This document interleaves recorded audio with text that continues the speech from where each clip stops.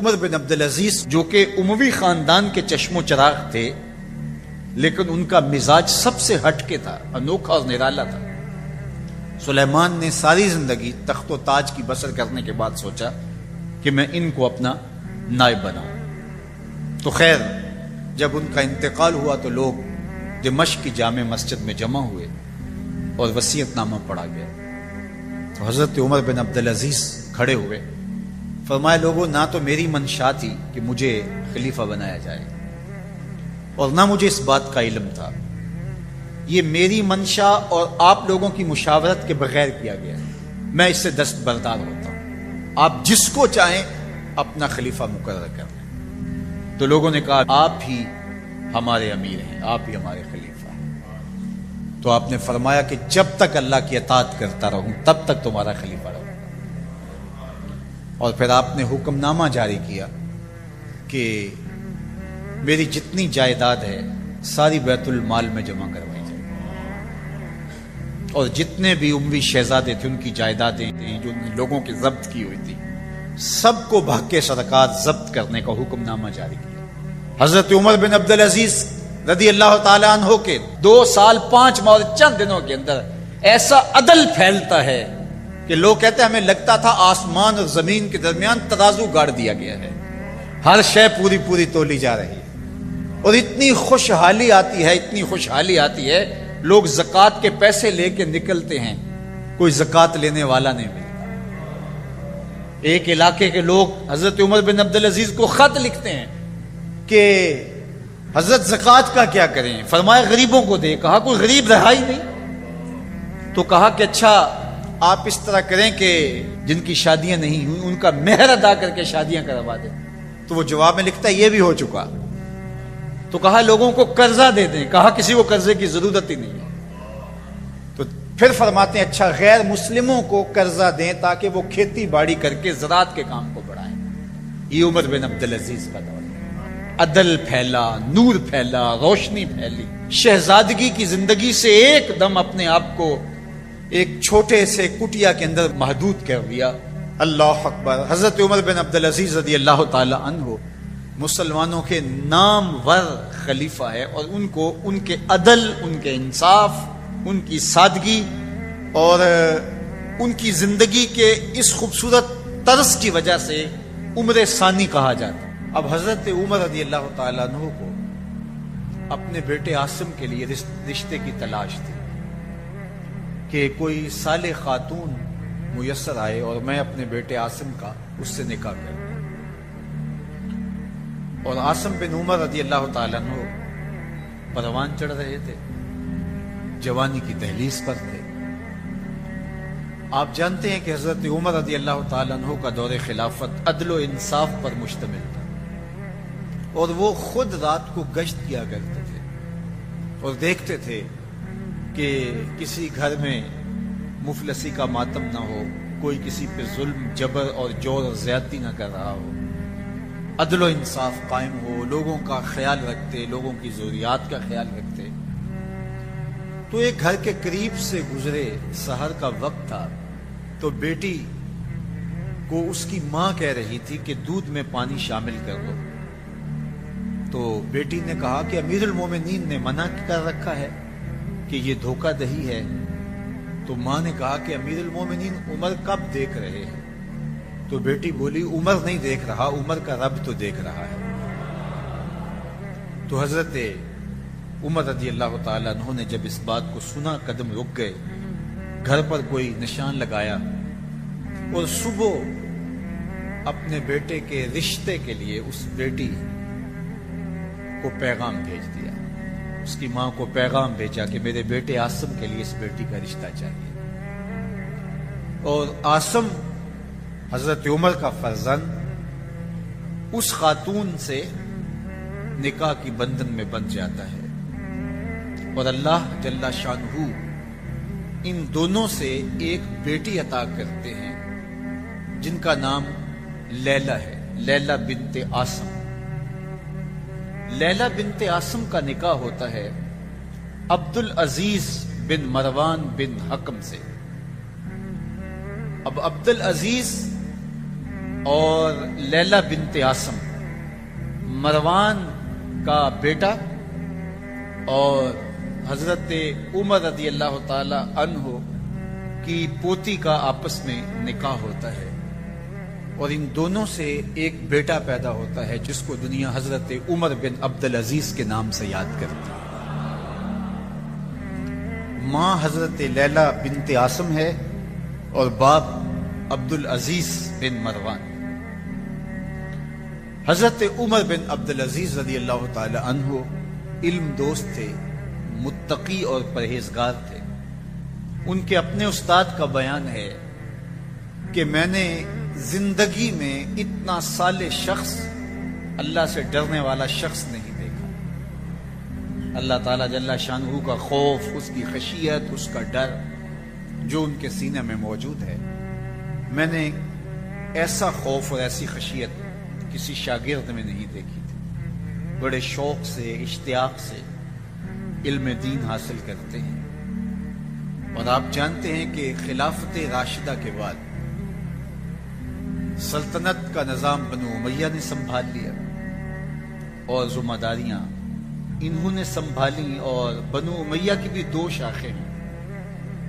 پہلے یہ بات سمجھ لیجئے گا کہ قریش کے دو بڑے قبیلے تھے، بنو ہاشم اور بنو امیہ۔ اب یہ قریش کی دونوں شاخیں ہیں، اور امیہ کے ایک بیٹے کا نام حرب تھا جن کے بیٹے ابو سفیان ہیں، اور ان کے بیٹے آگے حضرت امیر معاویہ رضی اللہ تعالی عنہ ہے۔ اور امیہ کے دوسرے بیٹے کا نام جو ہے وہ ابو العاص ہے، جن کا بیٹا حکم ہے اور ان کا بیٹا پھر مروان ہے۔ مروان کے دو بیٹے عبد الملک اور عبد العزیز۔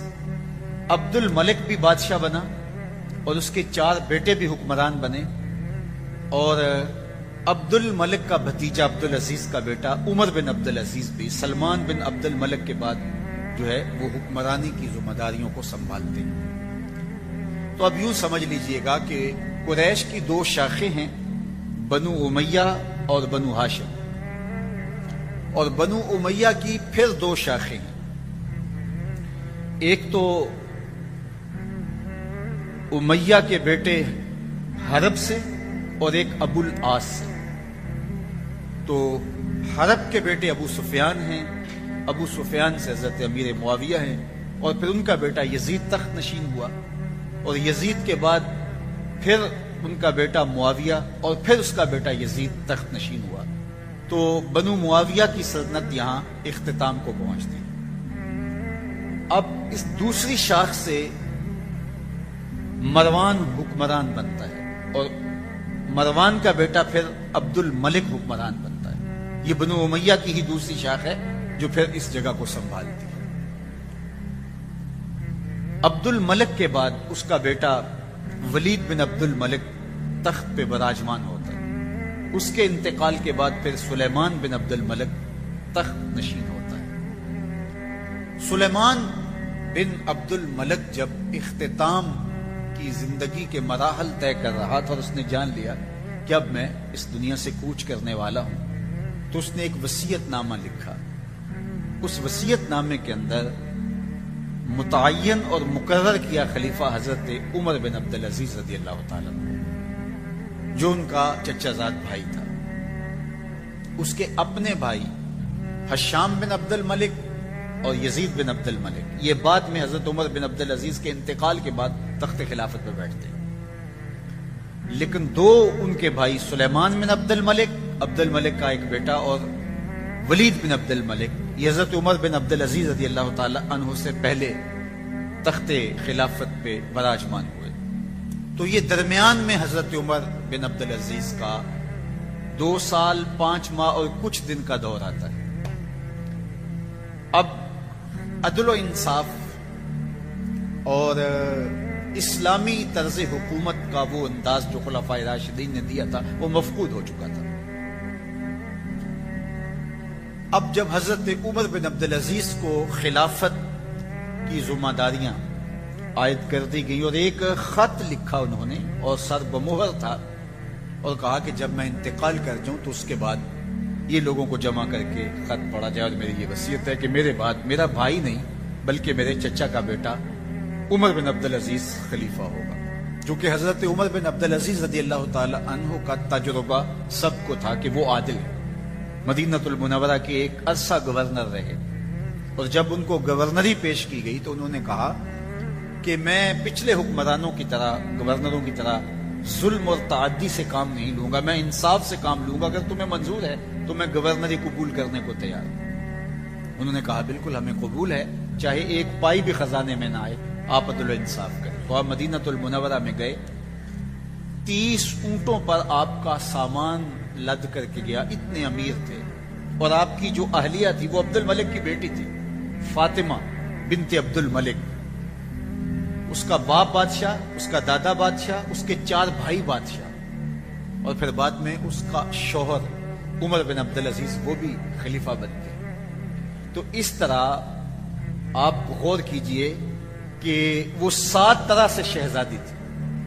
فاطمہ بنت عبد الملک، اس کا باپ اس کو ہیروں میں اور سونے میں تولتا تھا، یہ عمر بن عبدالعزیز کی اہلیہ ہے، اور عمر بن عبدالعزیز بھی شہزادے ہیں جو ایک مرتبہ لباس پہن لیتے ہیں دوبارہ نہیں پہنتے، مشک اور عنبر استعمال کیا کرتے تھے، اور جس گلی سے گزرتے تھے لوگ سمجھ جاتے تھے آج عمر بن عبدالعزیز یہاں سے گزرے، معطر رہتے تھے، اور ہر طرح سے آسودہ اور ہر طرح سے خوش شکل بھی تھے، عالم بھی تھے، فقیہ بھی تھے، شہزادے بھی تھے۔ اب جب مدینہ المنورہ کی گورنری کی ذمہ داری آئی تو فقہائے مدینہ کو بلا کر کے کہا کہ تم اگر کہیں دیکھو کہ ظلم ہو رہا ہے، کسی پہ زیادتی ہو رہی ہے، تو تمہارے اوپر لازم ہے کہ مجھے اطلاع کرو۔ اور جب تک آپ کا دورے گورنری مدینہ المنورہ میں قائم رہا، عدل و انصاف پھیل گیا۔ اب عمر بن عبدالعزیز جو کہ اموی خاندان کے چشم و چراغ تھے، لیکن ان کا مزاج سب سے ہٹ کے تھا، انوکھا اور نرالا تھا۔ سلیمان نے ساری زندگی تخت و تاج کی بسر کرنے کے بعد سوچا کہ میں ان کو اپنا نائب بناؤں۔ تو خیر جب ان کا انتقال ہوا تو لوگ دمشق کی جامع مسجد میں جمع ہوئے اور وصیت نامہ پڑھا گیا۔ تو حضرت عمر بن عبدالعزیز کھڑے ہوئے، فرمایا لوگوں، نہ تو میری منشا تھی کہ مجھے خلیفہ بنایا جائے، اور نہ مجھے اس بات کا علم تھا، یہ میری منشا اور آپ لوگوں کی مشاورت کے بغیر کیا گیا، میں اس سے دستبردار ہوتا ہوں، آپ جس کو چاہیں اپنا خلیفہ مقرر کریں۔ تو لوگوں نے کہا امیر المومنین آپ ہی ہمارے امیر ہیں، آپ ہی ہمارے خلیفہ ہیں۔ تو آپ نے فرمایا کہ جب تک اللہ کی اطاعت کرتا رہوں تب تک تمہارا خلیفہ رہوں۔ اور پھر آپ نے حکم نامہ جاری کیا کہ میری جتنی جائیداد ہے ساری بیت المال میں جمع کروائی جائے، اور جتنے بھی اموی شہزادے تھے ان کی جائیدادیں جو لوگوں کی ضبط کی ہوئی تھی سب کو بھگ کے سرکار ضبط کرنے کا حکم نامہ جاری کیا۔ مسجد سے باہر نکلے تو آپ کے لیے شاہی سواری لائے گی، فرمایا میرا خچر کافی ہے میرے۔ گھر پہنچے تو اپنی بیوی فاطمہ بنت عبد الملک سے کہا، جو بادشاہ کی بیٹی ہے، بادشاہ کی پوتی ہے، اور 4 بادشاہوں کی بہن ہے، ناز و نعم میں پلی ہوئی ہے، کہا اگر میرے ساتھ تم رہنا چاہو تو تمہیں اپنے سارے زیورات، زر و جواہر، سارا مال بیت المال میں جمع کروانا ہوگا اور فقیرانہ زندگی بسر کرنا ہوگی، اور اگر تم اس پہ تیار نہیں ہو تو میری طرف سے تمہیں اجازت ہوگی، تمہیں طلاق ہوگی۔ اب اس پاک باز خاتون نے کہا کہ میں اس کے لیے تیار ہوں، میں فقیری کی زندگی کو ترجیح دیتی ہوں۔ اب حضرت عمر رضی اللہ تعالیٰ عنہ نے صرف 2 سال 5 ماہ اور کچھ دن حکومت کی، اور 3 بر اعظموں پر سلطنت اسلامیہ پھیلی ہوئی تھی، اور آپ روتے تھے کہ ان لوگوں کا حق بھی میرے اوپر بلا مطالبہ ہے جو دنیا کے کسی بھی خطے کے اوپر اس سلطنت کی حدود میں بستے ہیں۔ اور آپ نے اپنے بیٹوں کو، اپنی اولاد کو اسی قسم پرسی کی حالت کے اندر زندگی گزارنے کی ترغیب دی۔ عید کا موقع آیا تو بیٹوں کے کپڑے پھٹے پرانے ہیں. تو آپ نے عیدگاہ میں جب لوگ ایک دوسرے کو مل رہے تھے تو امیر المومنین کے بیٹوں کے کپڑے خستہ تھے, پرانے تھے, پیوند لگے ہوئے تھے. تو آپ نے اپنے بیٹوں سے کہا کہ تمہیں شرم تو آ رہی ہوگی کہ امیر المومنین کے بیٹے ہو کے تمہیں ڈھنگ کا لباس بھی دستیاب نہیں ہے. تو آپ کا ایک بیٹا عبد الملک بن عبد العزیز جو آپ کی زندگی میں انتقال کر گیا تھا, اس نے کہا ہمیں اس بات پہ فخر ہے کہ ہمارے باپ نے خیانت نہیں کی ہے, ہمارا باپ دیانتدار ہے. اور حضرت عمر رضی اللہ تعالیٰ عنہ, عمر بن عبد العزیز جنہیں عمر ثانی بھی کہتے ہیں, چھٹا خلیفہ راشد بھی کہا جاتا ہے, وہ جب گھر آتے ہیں تو آپ کی بیٹیاں آپ کو عید مبارک کہتی ہیں, آپ سے ملتی ہیں, لیکن منہ پہ کپڑا دھرا ہوا ہے. تو حضرت عمر رضی اللہ تعالیٰ عنہ عمر بن عبد العزیز بولتے ہیں کہ بیٹی آپ نے چہرے کے اوپر کپڑا کیوں رکھا ہوا ہے؟ تو وہ کہتی ہیں ہم نے کچے پیاز سے آج کھانا کھایا ہے, تو اس لیے ہم نے کپڑا رکھا ہے کہ آپ اس کی سمیل محسوس نہ کریں. تو حضرت عمر بن عبد العزیز رو پڑتے ہیں اور فرماتے ہیں کہ کس باپ کا جی نہیں چاہتا کہ میری اولاد آسودہ ہو, لیکن میں آخرت سے ڈرتا. آپ نے آخری لمحے اپنی اولاد کو بلا کے کہا کہ میرے سامنے دو راستے تھے, ایک یہ کہ میں تمہارے لیے مال و دولت فراوانی پیدا کرتا اور تم ایک اچھی خوشباش زندگی گزارتے اور میں جہنم میں چلا جاتا, اور دوسرا راستہ یہ تھا کہ میں جنت کا راستہ اختیار کرتا اور تم تنگ دستی کی زندگی بسر کرتے.